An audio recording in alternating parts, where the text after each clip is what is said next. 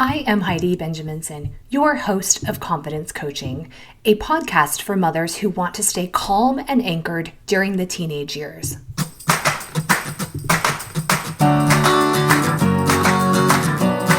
Life isn't a spectator sport.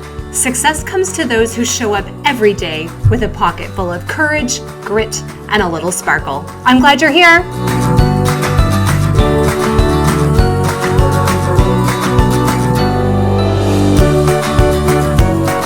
Hello. Welcome to episode 161. What is your intention? I'm glad you're here. Thank you to the additional ratings on iTunes. I am trying to get to 100 by mid-September as a birthday present to myself. And I've realized that that's going to be the 4-year anniversary of this podcast. Fun fact, did you know that for the first 100 episodes, this podcast was called Hi, This is Heidi? Okay, in today's episode, I want to share a quick tool you can use in a few different situations to help anchor yourself, to help anchor your emotions, to even get clarity from someone else of what they might be thinking in their lane. And this anchoring phrase is to ask ourselves, what is my intention? And when needing clarification, asking other people, hey, what's your intention?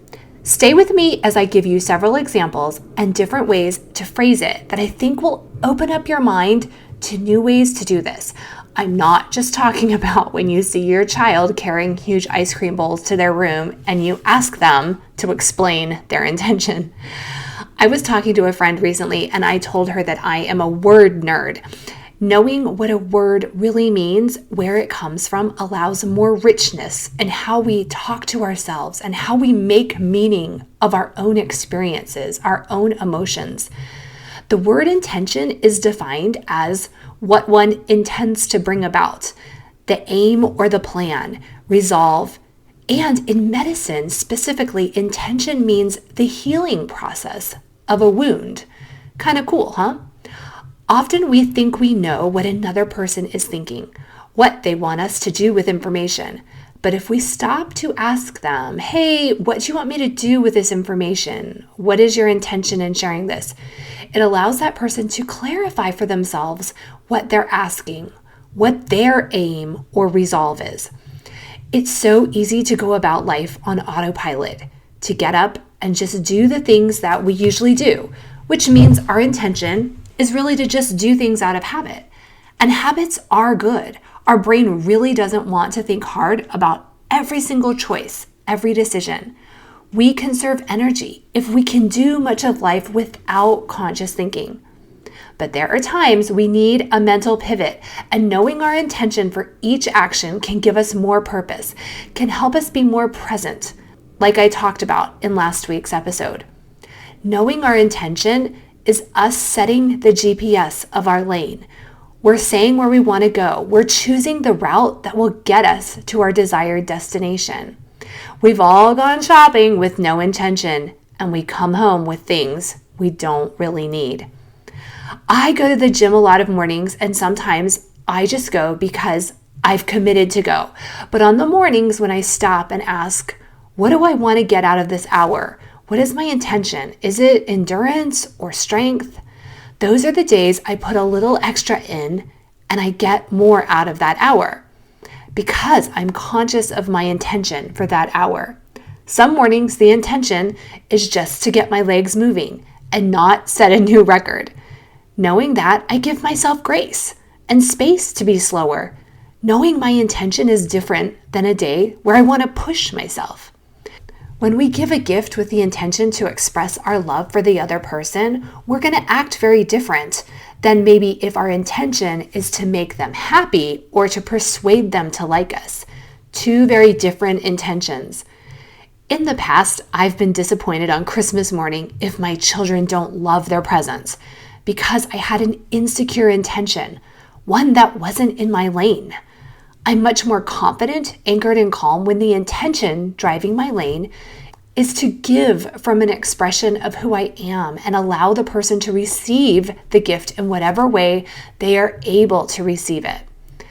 Actually, today I had to remind myself of this. I remembered recently giving a gift that I thought was really cool, and I realized that the person had never commented on it or said thank you.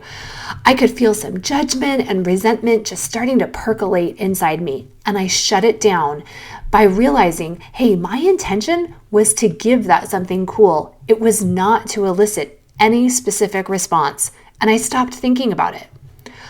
All of this takes awareness of how we're feeling, what we're thinking, knowing what is driving our lane. Often before a trip, I'll ask myself, what is the intention for this trip? What do I need? Do I need to rest? Is my intention to connect with family and friends? Last year, I had taken a trip to help my son in college, and I had a lot of competing requests for my time.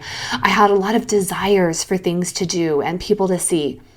I wrote down the top priorities and intentions of the trip, of my time there, and that quickly helped me decline invitations or focus on what I did want to do. I stopped reaching out to friends with whom I like to meet for lunch when I'm in town. I realized with my intention to have special time with my son, I needed more flexibility and space in my schedule. And at the end of the trip, I felt really good about the things we had accomplished, about the energy and enjoyment we had. I didn't let that happen automatically. I made it happen by checking in with myself and determining what I needed. Then I set the intention for the trip. It made decisions very easy.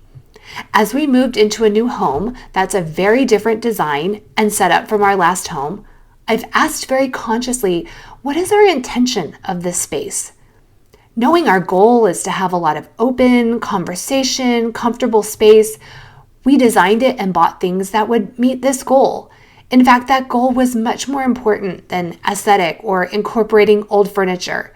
It was such an important goal of the space. It drove almost every decision. I can get wrapped up in my default parenting brain that is going from one topic to another in my head, that is thinking into the future, that's getting things done. And sometimes I miss the opportunities to connect and love. Recently, I was with one of my children and I paused my own head for a moment and I said, what is my intention for the next hour? What do I need? What does my relationship with this child need? I realized we do not need to get a single thing done. We needed to connect, to share. We needed time to be together. My head was in a very different place when I pivoted into the intention of love and connection. Now, the same idea, the same phrase can allow us to have clearer communication with other people. It allows us both to express what our goals and resolves are. Because remember, we don't know what other people are thinking, even though we think we have a good idea.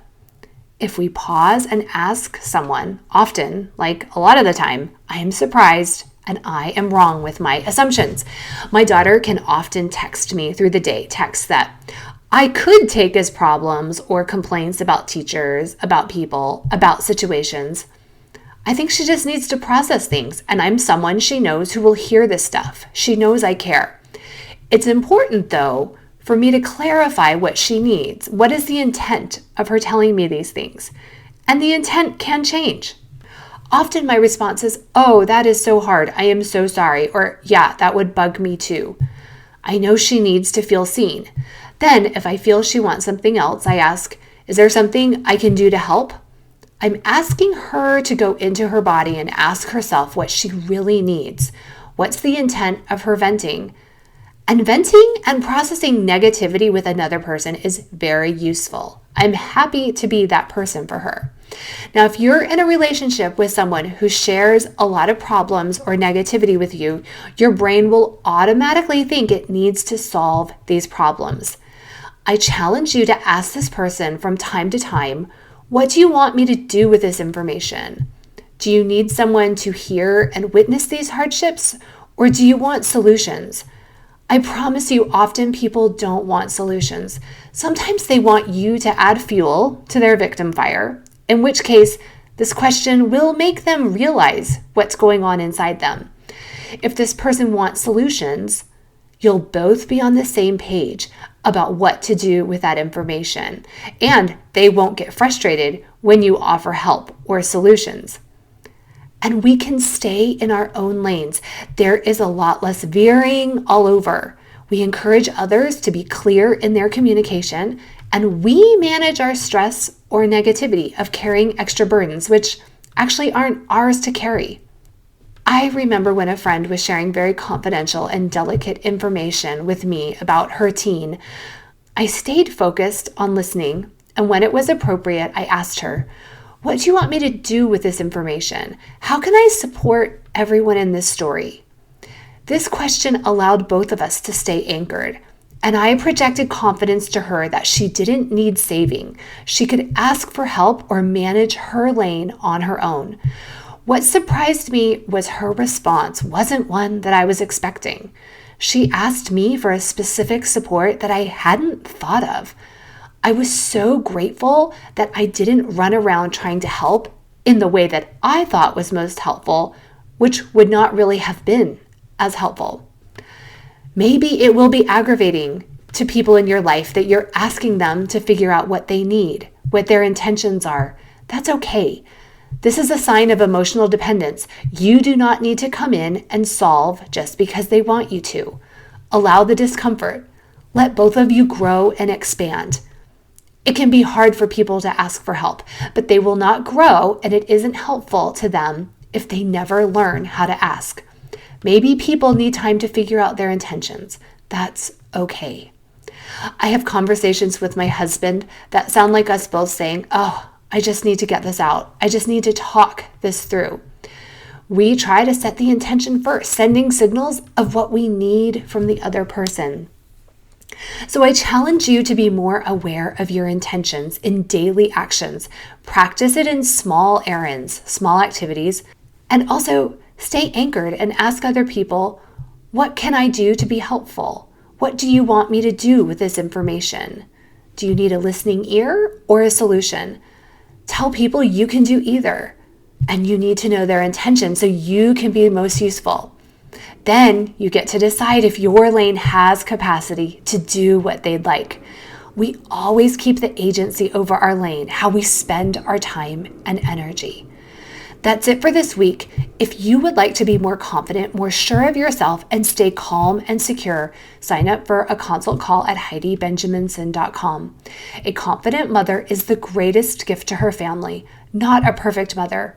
Our families want us to feel confident, anchored, and calm. I can help you uncover this version of yourself. Have a great week.